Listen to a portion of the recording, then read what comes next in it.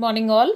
Now, in today's lecture, we'll cover up the last part of the chapter, that is the concept of movement along the demand curve, and it is also known as change in quantity demanded, along with shift of the demand curve, which is also known as change in demand. Now, children, I'm trying to bring out the distinction between the two concepts of movement along the demand curve and shift of the demand curve.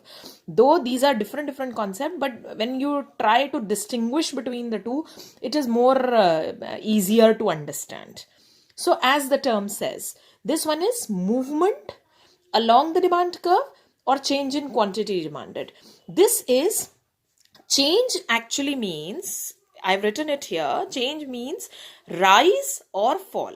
Okay, so when quantity demanded changes means rises or falls because of change in price. You all know by the law of demand that whenever there is change in quantity demanded, that is always because of change in price.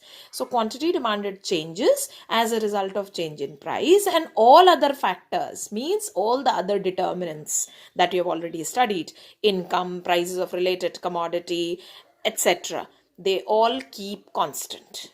Then that concept is known as movement along the demand curve. So movement is all about quantity demanded changing as a result of change in its own price and all other factors constant. Now we come to shift. Shift is when quantity demanded changes due to change in other factors, and here the price is constant. Like here the price was changing, here the price is constant. What, and here other factors were constant, here other factors are changing.